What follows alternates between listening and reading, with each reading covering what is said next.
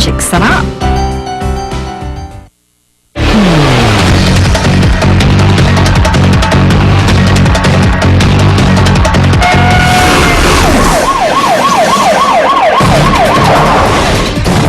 Nagbabalik ang unang balita. Trailer, truck at kotse nagpagaan sa Quezon Avenue sa Maynila o sa Quirino Avenue sa Maynila. Nagtuturuan naman ang driver ng dalawang sasakyan sa kung sino ang may kasalanan sa aksidente. Darito ang report ni Micaela Papa.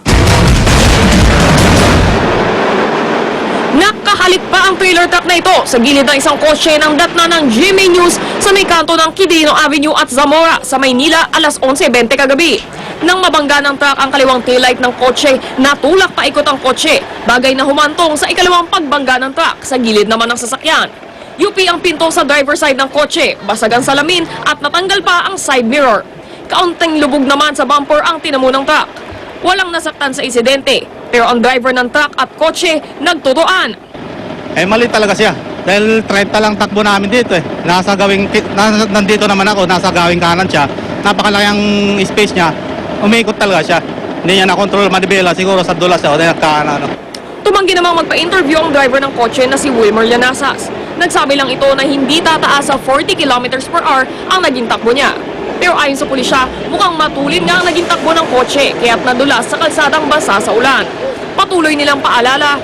Ganitong maulan, dapat medyo mag-ingat sila kasi madulas ang kalye para maiwasan yung mga ganitong aksidente. Para sa unang balita, Micaela Papa reporting.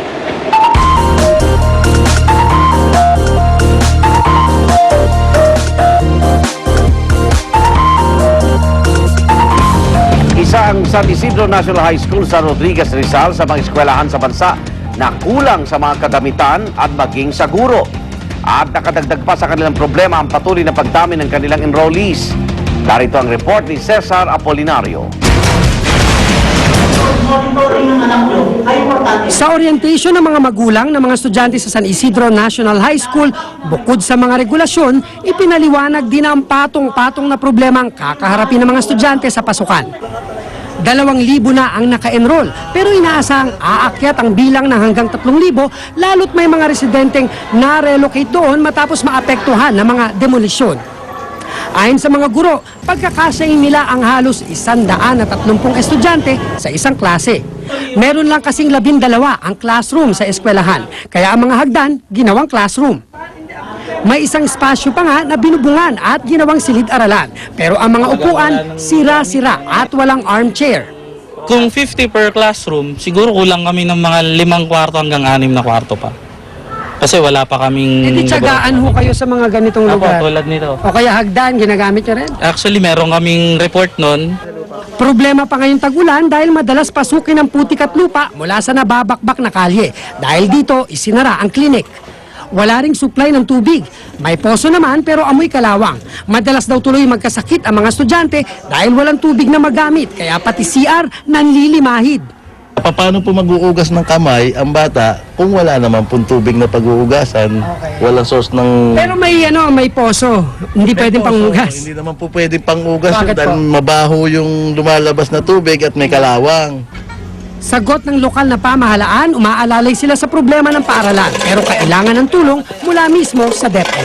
Para sa unang balita, Cesar Apolinario reporting.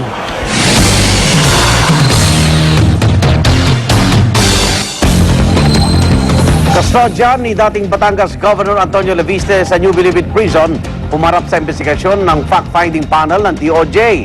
Umamin po ang kustodya na hindi niya gaanong natututukan ng mga inmate na may tinatawag na sleep-out privilege. Darito ang report ni Jam Sisante.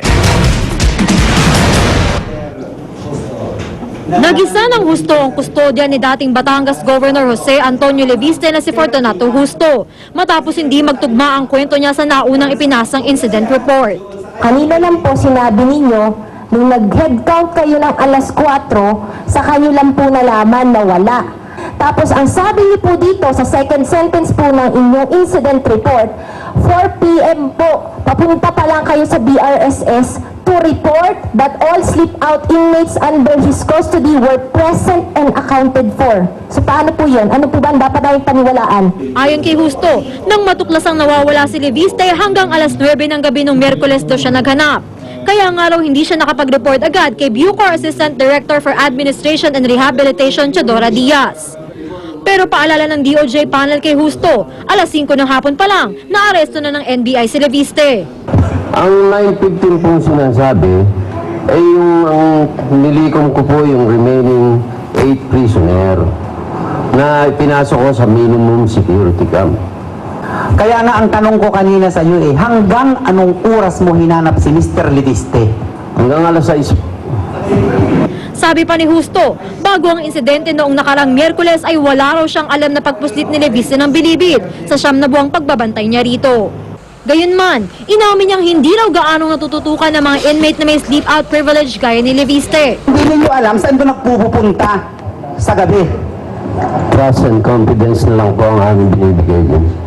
Muli rin kwestiyon ng panel ang pagbigay ng sleep-out privilege kay Leviste na ayon sa hepe ng NBP Agro Section na si Wilson Marquez ay inirekomenda ni dating NBP Chief Superintendent Armando Miranda.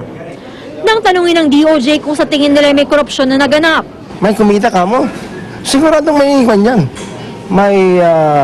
May corruption yan na involved. It cannot be, it cannot be that ibinigay yan na pribileyo na walang kapalit. Iginiit na ni Leviste na wala siyang natatanggap at hindi siya nagbayad ng sinuman para makakuha ng espesyal na pagtrato sa kulungan. Para sa unang balita, Jamsi Sante reporting. Namatay na ang ilang maliliit na isda sa Taal Lake sa Batangas. Hinala ng mga mangingisda, dulot ito ng dumi mula sa malalaking babuyan sa paligid ng lawa. Narito ang report ni Rauna Crisostomo. Ilang maliliit na isda ang nagsilutangan sa bahaging ito ng Taal Lake sa Balete, Batangas. Nakatumpok ang mga patay na isdang ito na ipinagtaka ng mga residente. Kaya ang mangingisdang si Loloy Canonyo walang huli. Wala na isda ngayon dyan. Mga maliliit na isda, patay na. Namamatay, mga biya, bangos, mga tilapiyang maliliit. Pag yung ibang hindi na hagip, nalayas, kaya nawawala ang isda. Dapat sana'y malinaw na ang tubig na dumadaloy ngayon sa ilog dahil lang oras lang nakakaraan matapos ang pag-ulan kagabi. Pero hanggang sa mga oras na ito, ang kulay ng tubig malabo at maitim pa rin. Hinala ng mga residente, may duming itinapon rito.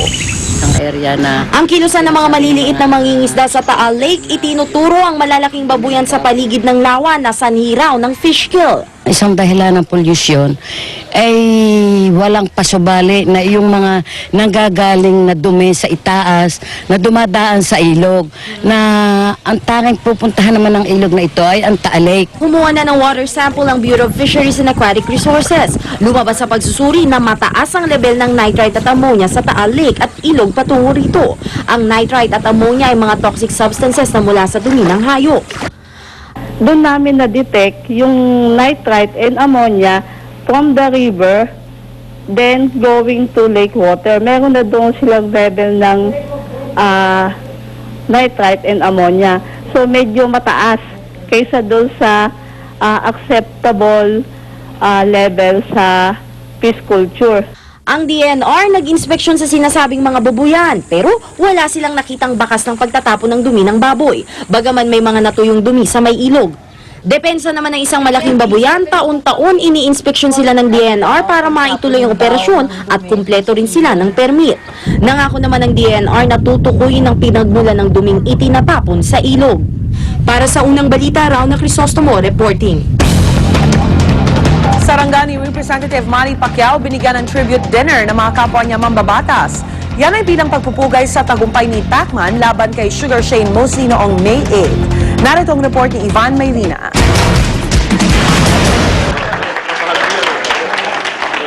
Tila hindi matapos-tapos ang pagdiriwang sa pinakahuling tagumpay ng pambansang kamao at Sarangani Representative Manny Pacquiao sa tribute dinner na ito ng kanyang mga kabaro. Pero paglilinaw agad ni Manila Congressman Amado Bagatsing na nag-organisa nito, sponsored daw ang party at hindi ginamitan ng pondo ng Kamara.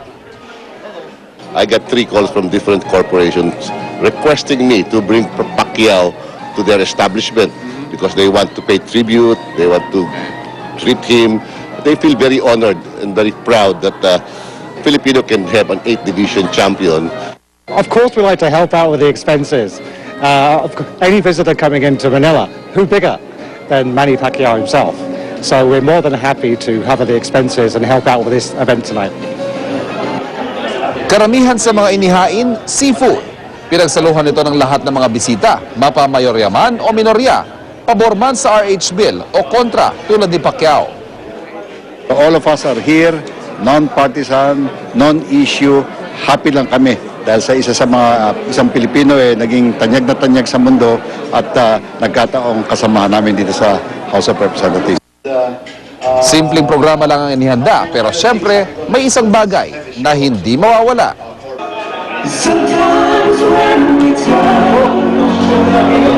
Para sa unang balita, Ivan Mayrina reporting.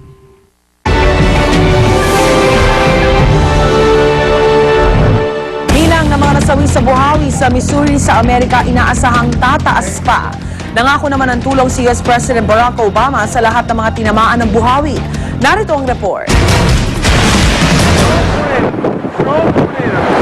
Halos balutin ng dilim ng Joplin, Missouri sa Amerika nang manalasan nitong linggo ang dambuhalang buhawi. Mula sa isang maliit na buhawi, agad daw itong lumaki at lumapad ng hanggang mahigit 1 kilometro. Dala ang hanging aabot ng 300 kilometro kada oras ang lakas, daig pa ang Category 5 hurricane o pinakamalakas na bagyo sa Amerika. Kaya naman nabugbog ng husto ang bayan ng Joplin. Wasak ang halos 2,000 bahay, gusali at establishmento, kabilang na ang pagunahing ospital sa bayan. Putol din ang mga linya ng kuryente at komunikasyon, kaya pahirapan ang rescue efforts. Sa pinakahuling tala, nasa 116 na ang kumpirmadong patay at posible pang tumaas. Nasa 400 naman ang sugatan. It was the most frightening 15 seconds of our life. Sa ngayon, ayon sa Philippine Consulate sa Chicago, wala pa raw Pilipinong naiuulat na nasawi sa buhawi sa Joplin. Inaalam naman kung meron tayong kababayang nasaktan sa Oklahoma, Kansas at Minnesota kung saan meron ding nanalasang buhawi. Sa kabuuan, ang tornado season na ito ang second deadliest sa Amerika at posibleng pinakamapaminsala sa kasaysayan. Kaya naman kahit nasa UK para sa kanyang European trip, nangako na ng tulong mula sa central government si US President Barack Obama. Para sa unang balita, Tina Panganiban Perez reporting. Aktual na pagsagip sa isang batang na-trap sa loob ng nasusunog na gusali sa China, nakuna ng video. Na-trap sa loob ng elevator ang 11 taong gulang na batang lalaki habang nababalot ng makapal na usok ang gusali. Agad naman siyang nakuha ng mga bumbero at inilabas sa bintana para makahinga. Ilang saglit pa, tuluyan ang nakalabas ng gusali ang bata na sinalubong ng mga rescuer. 46 na iba pa ang nasagip mula sa naturang sunog. Oras na para sa unang chika. Narito po si Luan D. Luan.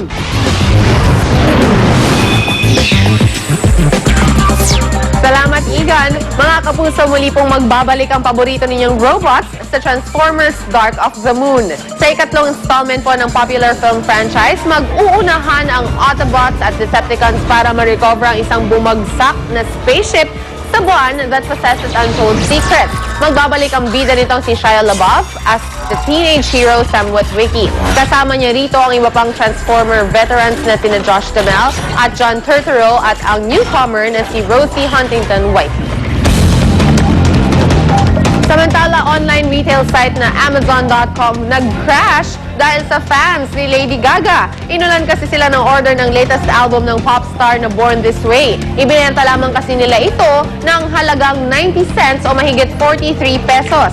Nangako naman ang pamunuan ng Amazon.com sa mga nakabili na matatanggap pa rin nila ang kanilang copy ng album. Sa ngayon, back to normal na ang website. More chika coming your way. I'll be right back. At ang hirit namin mamaya, exclusive truck sumalpok sa isang pampaserong bus sa Fairview, Quezon City. US President Barack Obama at First Lady Michelle Obama nakipagkita kina Prince William at Catherine, Duchess of Cambridge sa London. Punta natin sina Drew, Monica at Arn sa kanilang libreng pasapatos dyan sa Payatas.